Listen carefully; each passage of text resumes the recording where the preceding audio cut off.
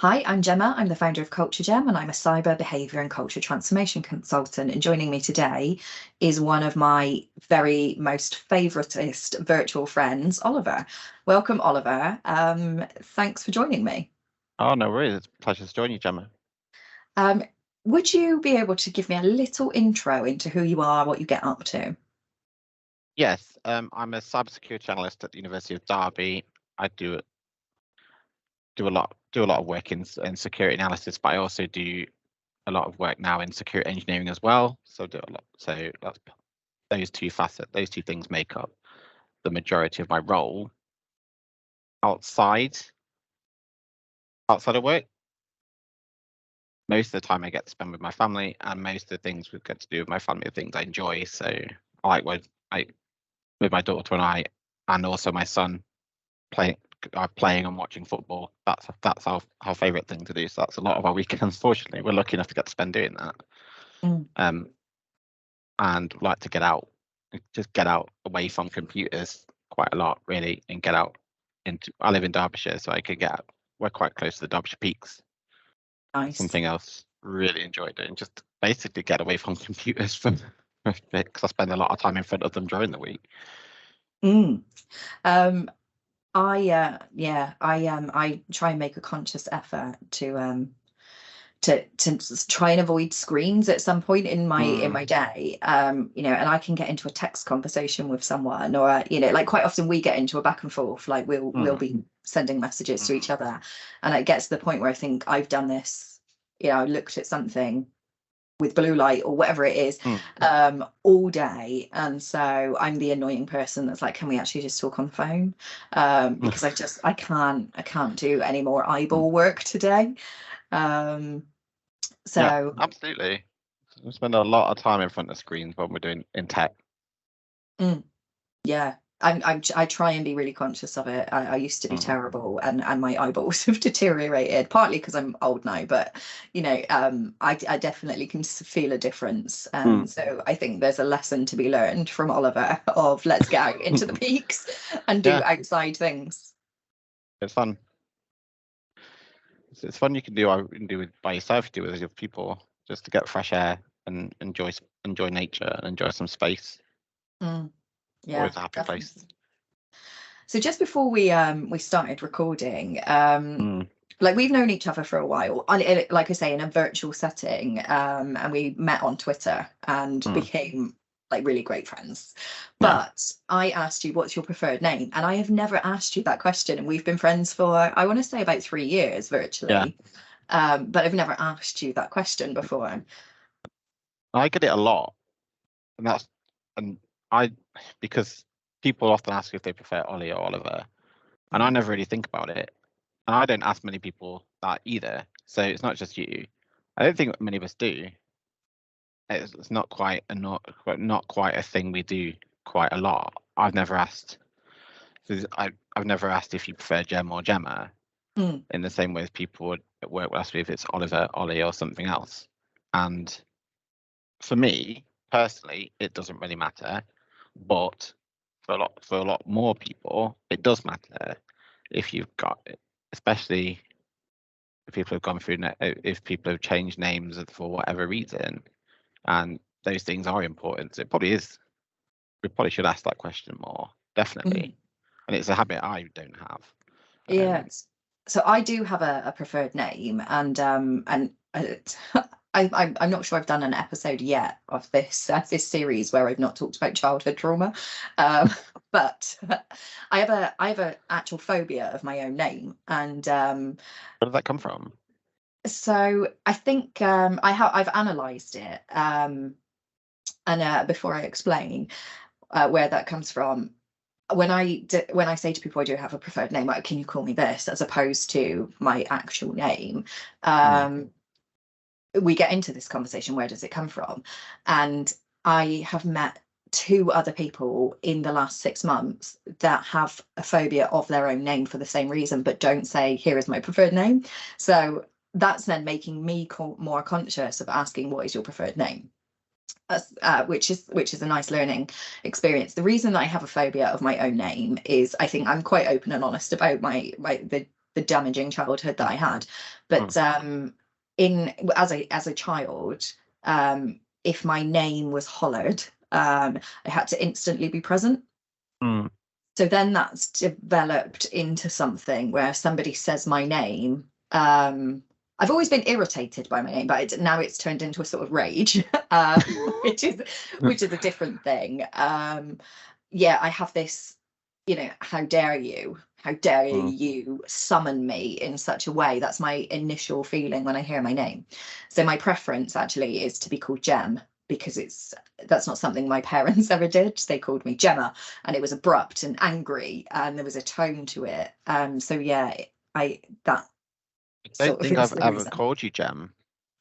I don't think I've ever called you Jem. I don't know if you actually say my name that often. I know it's I know it's in your name of your business, but that's spelt differently. But I've never said that. And until you said that, until we started talking, you mentioned phobia of names. I didn't know.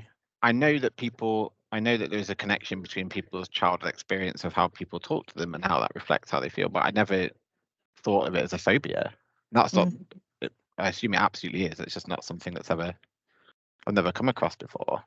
Yeah. I mean, because from childhood, if someone says you like by your full name, that's usually you're in trouble. Yeah. So I'll joke with my youngest daughter, and it's a joke, but yeah, I know that in a lot of cases it was for me as a child. If someone says your full name, it's like, what have I done? One of my friends who I had this moment of realization, because like I say, I always knew I was annoyed by my name and it irritated me, and I think that comes from bar work. When you're working in a bar and someone is constantly saying your name, Jemma, Jemma, Jemma, Jemma, Jemma, Jemma, can I have a pint of Foster's? And it would just irritate me. It would really grind on me. But as time's gone on, then this rage comes into effect, and as I refer to my own mental capacity as the slip and slide that I'm on, of realization of lots of different things. But I when I had this moment of this is a phobia, and it is a legitimate phobia, I sent my good friend a message and said, this has just dawned on me. And she said, I also have a phobia of my own name. And I didn't know that about her. Now, because she has overwhelming imposter syndrome, when someone says her name, it's automatically in her mind followed by, can you do something? Can you help me? And because of the imposter syndrome, her name is synonymous with, no, I can't, I'm not capable, and I'm going to fail. And so she then has this anxiety over hearing her name, because it means somebody's going to ask her to do something that she doesn't believe she's capable of doing. That's amazing. That's incredibly complex. So like if you're introduced to a new colleague, for example, and like, well, would you prefer to be called Bob, Robert, whatever? That's just kind of like a throwaway comment.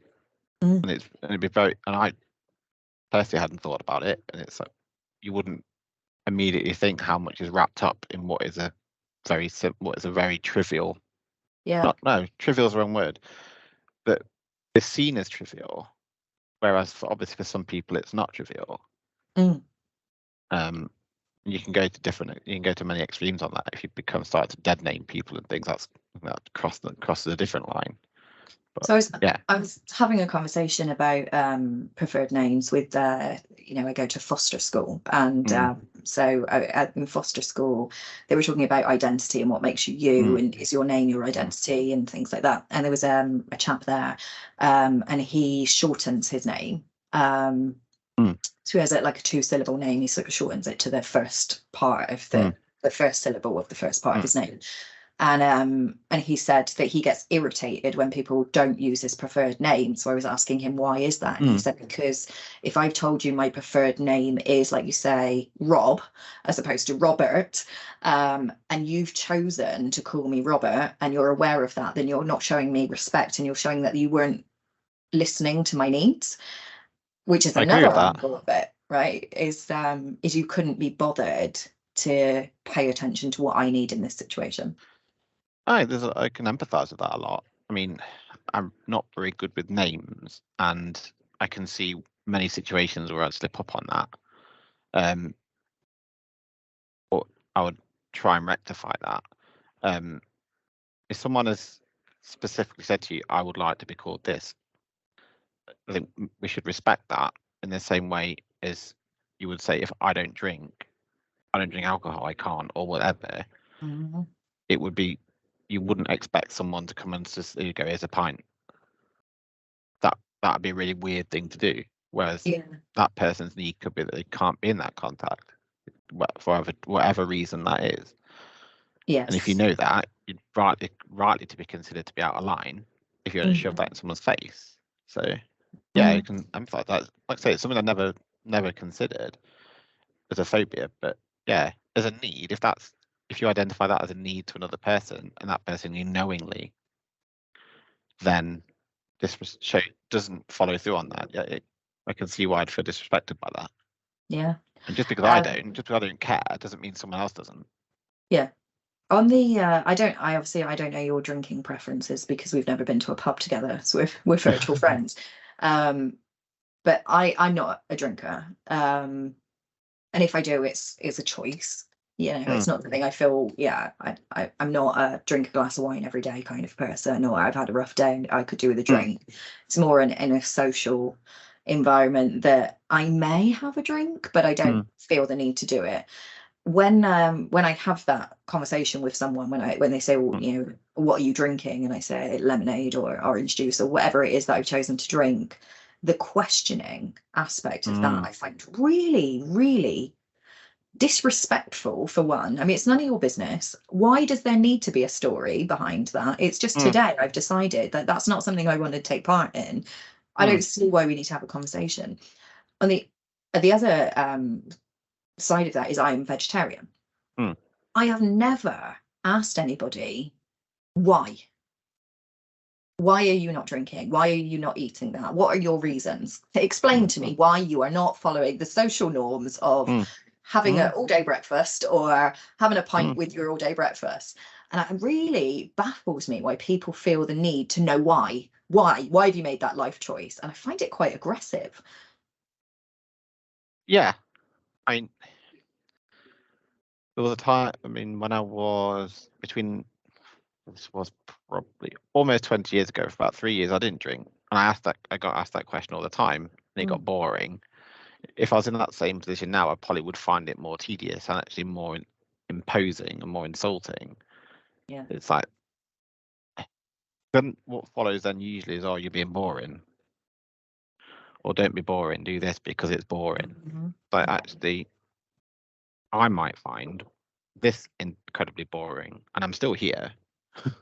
I'm still here to participate. Say if it was a work occasion, for example, I would still be there. I'm still present. It's something that someone else finds probably more important than I do. So to justify how I enjoy that event is insulting. Yeah. So that's the thing. It's like with me, why, unless it's a friend or someone I know well, and we would generally have this conversation anyway. So excluding those scenarios, if someone across the room in this cafe for me right now said they don't eat meat or they don't drink or they don't do whatever, I don't really care. It's not my business. There's so many things I have to think about, to the point that why it would bother me so much that I need to interrogate someone to explain their life choices. And when I say I don't care, it sounds like really blasted. That's quite negative, but actually it's just not my business. I don't tend to think about it. Yeah, I don't view it as my business. I've had like what you say, why are you boring? Don't be boring, and things like that happens all the time. As a vegetarian, I've had, how do you know when there's a vegetarian in the room? They'll fucking tell you. Or for fuck's sake, Gemma, just go and eat a cow. What's wrong with you? Like, I would never make those comments about anybody, and I just don't get why it's okay. I think because you're seen as another in that sense, and at the risk of getting more deep about it, if you're seen as another, it's acceptable to question why you make the choices that you do. If if you're outside of whatever that norm group is, it's seen as okay. Whereas the converse would probably be seen as quite rude. Yeah. If you're using the vegetarian example, if you're just sat at a restaurant over again, just call it a work function, easiest way to describe it.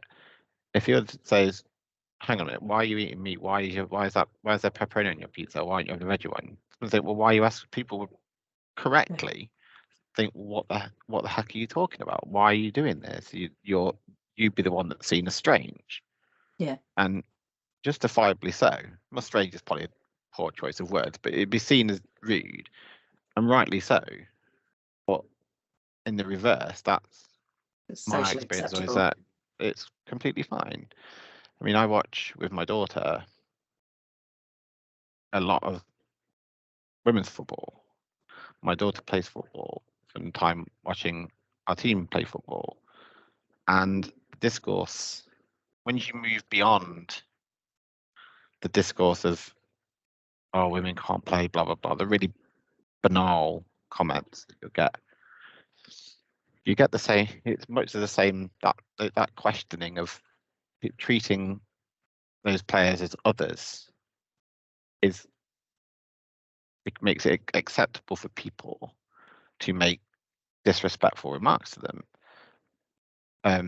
Was watching Burnley stream their women's team fixtures on TikTok. So I was watching Forest play them on TikTok, and I just turned it off because the amount of what people think are acceptable comments to make.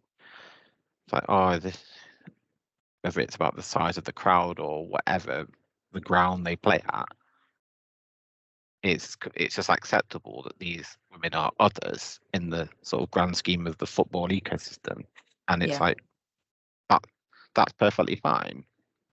But if you was made not similar because the normalization is different, but if you started castigating people's football teams on Twitter or whatever, or Facebook, like, what the hell are you doing? Why are you doing this? And people get really defensive, but it's really okay to be openly aggressive to an other group. Yeah. And in that sense, women are others. Still, despite the success of the lioness, despite the strides it's making, people are still seen as others. On the I'm just going to do a little segue because you've sparked something in my brain following I think it was probably our last conversation when we last got together and were chit-chatting about things, and it spawned from an episode that I recorded with Jim Newman, and we were talking about the campaign around e-safety, and I think we were talking about the video. I don't know if I sent it to you, actually, the video of the crowds of men in the little girl's bedroom, and we got to talking about obviously Ivy and your thoughts, feelings, concerns around the future that she, or I guess the adverse experiences that you need to now prepare her for as she moves through her life. Oh gosh, yes, and it's on and offline as well. So not only will I have to learn, I have to go through a very basic learning curve of doing her hair or preparing her for changes to her body and be able to have a conversation with her. They will be different from my experience. So I have to learn about that to be able to be a more an effective parent for her. But I think we spoke about when the behavior of men towards young women in terms of the street or whatever. So yeah, it's offline. I've never been in a position where I walk around feeling unsafe for my physical safety. I feel overwhelmed very often in crowded spaces. I feel like I don't want to be there, but I've never felt that there's a risk to my life or my safety. Yeah. Unless I'm walking through somewhere that is quite obviously quite dangerous. But if I was walking from here back to my house, I probably wouldn't feel very unsafe. And where Ivy will do, that's an experience that unfortunately she probably will have. Yeah. And the online space just magnifies that exponentially. I've seen that with my eldest Charlie. I've seen how when I was at school, started in the classroom and stayed in the classroom. And I was a victim of that, and I couldn't get it out of my head. But at least there was a respite from it. There's no respite for young people now. It's their main source of either information or entertainment. Or put it another way, all of the main sources of entertainment will have some form of mostly online, and they'll probably have a chat function enabled. So whether that's Xbox or their phone or whatever, there'll be some interactive element to it. So yeah, it's a very basic point, but there is no general respite for them. And I think there'll be a body of people that assume that young people are just tech savvy and then don't really understand what tech savvy means. Being able to create a TikTok video of high quality and get it seen by thousands of people is a very different skill set for being able to assess the risk of someone trying to either groom you, scam you, or whatever that is.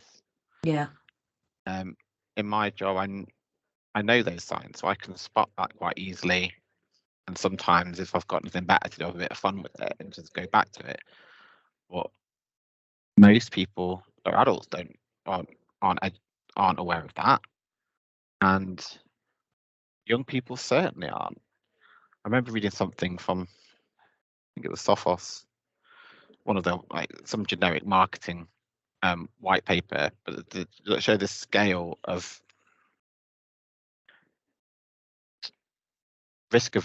being risk averse versus being tech savvy. I've seen the scale. I do know when you're talking about. As you get older, you're more.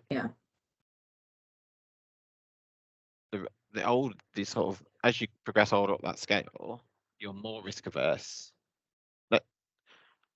Less risk averse. I've got this right. You're more risk averse on that as you go to higher up that scale. That doesn't mean you're not tech savvy. Whereas if a young person that buys it will be less risk averse because they're less experienced and they have less knowledge of what risks there are to their life, to their safety. But they can use a computer, they can use an app. So they can open up all those portals to these things, but once something unsafe hits them, they're kind of on their own. I think when you and I were talking about this the other day, and risk aversion, normalization, and I remember saying to you, go and ask your partner about this stuff. But I was saying to you, like where I went to school when I was little, there was a cycle path, like a bridle way that went past my school, and it was just filled with flashers, like men flashing kids, and it became a social norm that you were going to be flashed at from the age of about 5. Mums and children being flashed, and so then that became normal, and so we would just laugh at these men. And then I think I gave you an example of when I was about 11, I was standing at a cash machine and a guy approached me, and in the moment where the guy approached me, I didn't realize the risk of the situation with him. What I realized, the risk to me was I'm going to get into trouble by my parents, as opposed to this man is trying to cause me harm. These are very open environments. Now, in the technical world that Ivy's going to grow up in, these are potentially closed environments. They're like DMs through Instagram. There's been a few social experiments where people have created children's profiles or young people's profiles out there, and within about 10 minutes groomers have attempted to contact them. I mean, in the scenario that we were talking about, where the guy approached me at a cash machine and was like, come to my car, I was on a busy high street, and I could have shouted and asked for help, but I also could have just followed him. Where he was trying to take me was away from that busy high street. I said, oh no, I'm not allowed, I'm going to get into trouble, and I left that situation. There's going to be a lot of, I guess, hidden interactions that Ivy and is going to get into. So there's a whole different ball game for you. Because we talk about in security, we talk a lot about MFA. and things like that. And in my experience in higher education, students, so 18 and upwards, in my experience, they've been quite infantilized that they wouldn't be able to cope with MFA and things like that if we put it on their accounts. But actually, most services for young people do have that. They do encourage it. When Charlie was into Fortnite, I think that was I vaguely remember that being a requirement, which is so using a MFA token or using a text or use to a less, which is probably easier. So it's probably more. I always found that him and his friends would use SMS more than an app because it's just easier, which is fine. But when people are initiating the interactions you're talking about, they don't care about your account. Get into what useful information or useful stuff is in someone between 10 and 16's email account. With junk from things they signed up for, free Wi-Fi, marketing crap from free when they've connected to free Wi-Fi, stuff on sale. Probably don't send many emails. So getting into an email account, I suppose then if you can get into an Instagram account, you can sort of impersonate and things. But what they want is your attention. I always read about was want your attention. And if they can get your attention, actually by bringing people's friends into it, probably makes it more risky for them. Yeah, I think as you were talking then, so a thought kind of wandered into my brain, which was, and you just sort of touched on it, is the friends. When I was a kid and these flashers were out in force, we would compare notes. Like at school the next day, you know, that guy, he managed to get in my eyesight. And I wonder if there is an element of those young people sharing those stories with someone who is in the same boat as them and comparing notes, but because it's a social norm there, the risk aversion, I don't know if that makes sense, but you know, if all of your friends are being approached by unknown people online, and being asked to do God knows what horrendous things that they're being asked to do, when you go to school and talk to your friends about it, it's not a surprising thing for them. Whereas as a parent, that's a shock to us because we didn't have these creepy weirdos sneaking into our devices under the cover of a beautiful person that we might have been attracted to. So as a parent, that's an alien concept, but as a group of young people, that's a social norm. I mean, I've never had that experience. Never had any of that experience. That's complete. I've had the closest I will have had ever to that experience from someone flashing at me or whatever is someone trying to sort of scam me in on Instagram. Yeah. And my wife and I did lunch and learn for her company around online safety. And for me, that was just a throwaway example to use at that because it's to me, it's silly, it's low quality, low effort, and we can bat that back quite quickly. But yeah, if that's being sent to you in an Instagram DM by someone that may be attractive to you, that's why I think people need to focus on as much on helping young people navigate that scenario rather than just protecting their account. Because if you're going to harm someone, why would you just bring their friends into it? This is completely hypothetical, but I would assume that it's probably more risky to bring someone's friends into a situation because, like you say, once you start comparing notes, you've got more strength in that. I think a couple of things. You just mentioned that you've been in receipt of some DMs that are tried. I also have, and it happens probably on I don't want to say daily, but weekly basis on Instagram. Sugar daddies, like, I'll give you money. Like, you don't need to do anything, but do you want to be my sugar baby and stuff? And I mean, if that was a legitimate ask, please do send me money. But if it's I'm not going to fall for this. Now, the communicating with your friends aspect, as a young person, it builds credibility behind that profile. That, you know, and they will engage with the friends, but also they're being groomed into, don't talk about this with your friends. Don't so there may be aspects of, oh, I'm talking to someone, oh, this cute boy or a girl has sent me a message on Instagram or on TikTok or whatever, and so there's the what's the word, the flattery of that situation. Oh, they might like me. Them having connections in common with you then builds credibility around that case. Good point. But the job is to groom them, right? Is to get something from them for nefarious reasons, whether that's pictures or meet up or in this situation, it's probably not personal data. It's going to be personal images or personal contact. That's very I true. would imagine there's an element of, whilst they might be talking to multiple people, it's your special, don't tell anybody, I don't want them to know, because this is between me and you. And they're so convincing as that being a condition of that relationship, that young people are actually just not talking about that, but they might be talking about, oh, I was talking to so and so last night, or, you know, do you want to see my pictures of my online boyfriend, who is then going to try and build a relationship with other people. That's a really good point, and that shows that that shows the things I don't know, and not having had that experience, that's not something that would immediately come to my head. So this is a learning curve for young people at a time when I always joke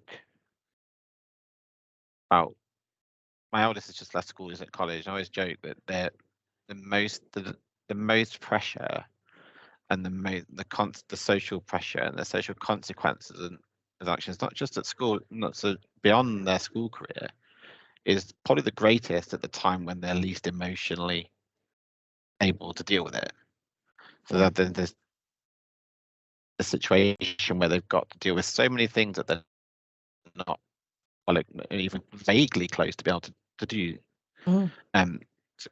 adequately and safely. And it's in our instinct as young people to not include our parents. To talk to our friends, but our friends will probably at that age, and I know my son's friends, and I know they're good kids. Mostly they're harmless, much more than they think they are, and they'll be equally as clueless about this as the next one, because very few people are being educated about that. And then layering on top of that, parents are not getting that adequately educated about this either. So then you've got multiple barriers to go there. You've got to be able to use the technology in the first place. You've got to understand the risks in the second place. I'm confident that if Charlie came to me and said, I'm a bit sketchy about this, can you look at it? And I'd be able to spot that. And we've taught him how to spot people trying to scam him for buying trainers, for example. Oh, yeah, no, absolutely. And that's been going on for a long time. Like my Charlie and my daughter are at very different ages, like almost a different generation now. But I do remember her, I think I was out and about and she texted me and said, oh my God, I've just got this incredible deal on shoes and I'm so excited. And she said, yeah, I like 30 quid for this pair of shoes or something. And I was like, oh, how did you pay for that? Like she has had access to a card since she was, I don't know, maybe 10 or 11, where she could, one of these kids cards where you can control the spending and see what's going on. But yeah, she's had a bank account with a debit card that she can use for maybe 10, 11 years. And I said, how did you pay for that? And she said, oh, I just put my card details in. And I was like, right, okay, we need to get a handle on this situation.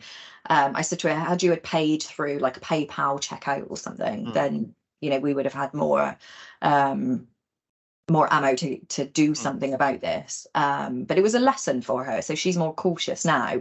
But like you say, that's still a thing that kids are doing is, oh, look, I can get the latest trainers for next to nothing.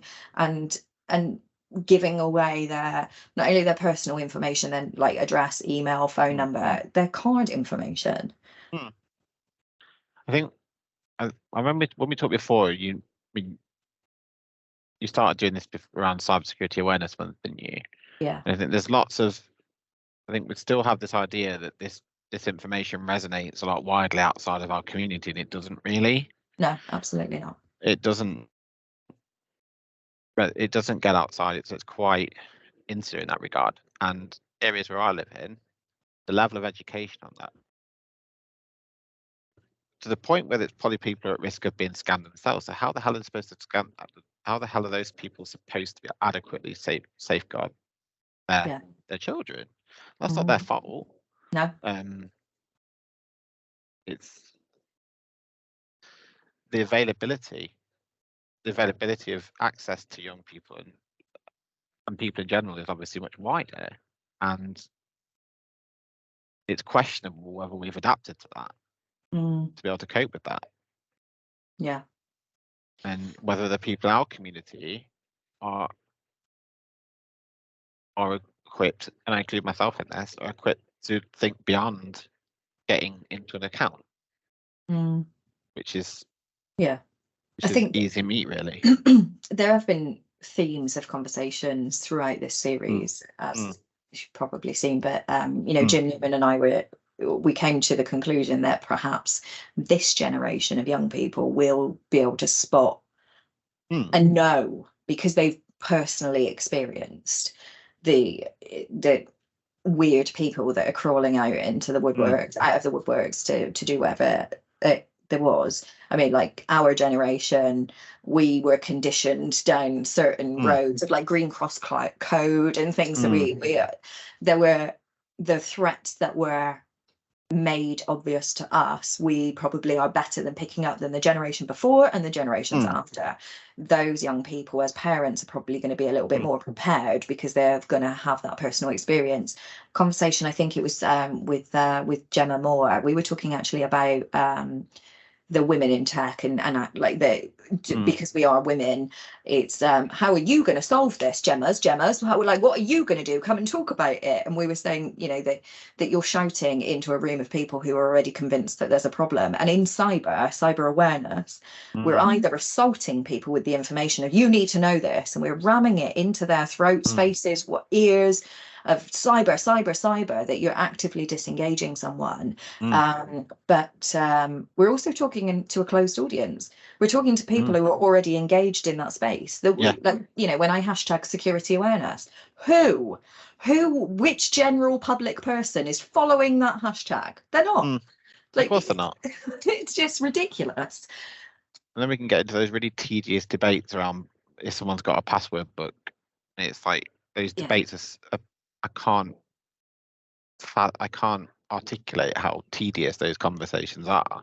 Because as a rule, I think most of us get it in this community. You can debate whether an SMS is better than an authenticator app. You can debate that, and it's a relatively minor point in the grand scheme of things. If an organisation or a person has SMS on there, it's better than nothing. And how much is it actually worth badgering that person, say, oh, that's not good enough, it's what you've reached the point of diminishing returns so quickly, and the challenge is getting outside of that, and the challenge is different, and the risks are different. The risks to an organization are very different to the risk to a person. If I was phished at my workplace, I've got lots of enterprise security behind me. You're protected. It still won't affect me personally. I'd be, whether I'm embarrassed or whatever that would happen, I would feel that. But in the grand scheme of things, I wouldn't lose out that much. Whereas if it's one of Charlie's friends' parents, for example, the risk to them is higher. They could lose everything, and they don't have enterprise security behind them. Absolutely. So the context is completely different, and I'm getting to the point from an awareness point of view, I'm more interested in talking to people outside of that, because they're where the real risks and most of the risks are to people's livelihoods. You talked about scamming people for trainers, but those things, a lot of people are skint. And And it's not just the initial outlay of the trainers. It's now they've got access to your financial information, and you may not even have realized because you're expecting 6 weeks delivery. So 6 weeks before you're going to start questioning that at a time that you're really skint. I'm completely on board with you on just really aware that you and I can talk for hours, as we quite often do, but we are running out of time. So I mean, we both clearly are very passionate about this, and like, you know, all of the conversations we've had today, we're both really passionate about. So on that note, if you could have one wish for Cyber Awareness Month that would come true, what would that be? That's a good question. Okay, I don't know how it would happen, but I would like there to be a much wider uptake of non-tech people and have credible resources for people, the actionable, just-in-time resources that people can use. So in a crisis, if they've given their bank details away, there's steps they can take to do that. Yeah. Because I think that's because people outside of this don't often have big security behind them. And it will take them much more effort, time, motion, and pain to recover from that. Yeah. And that's what's more important, I think, than an SMS token over a hardware token. Absolutely. I know I'm with you. There's no arguing with me. And actually, oh, you've put me in a really difficult position, because I said at the end of this series, I'm going to back someone's wish, and not that I can do anything, but I'm going to try and like put all of my energy behind that.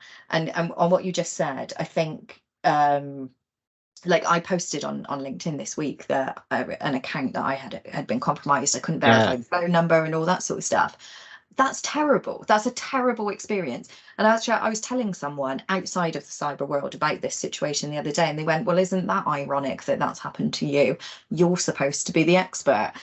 And all of us, these things can happen to all of us. And us cyber people are not the gods out there that, you know, bad shit doesn't happen to. But I love what you just said. And I don't like, I could probably career suicide.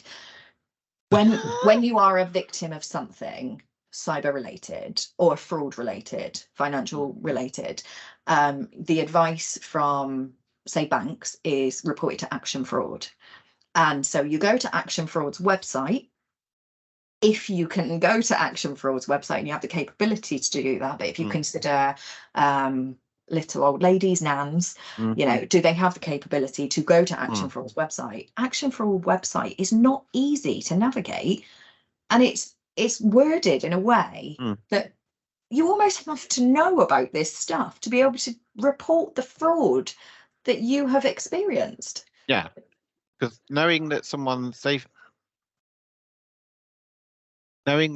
compromised your account is probably relatively easy to spot, but how is different. So unless you have this really esoteric knowledge that, I don't have I have MFA on my account, they've bypassed that probably wouldn't come into that person's thought process to explain all of that stuff. You and I could probably write a quite detailed account of it. I remember having an Instagram account for something fun, and then one morning I woke up and someone had removed the pictures. There's just pictures of Simpsons characters, but it's just someone's face on it.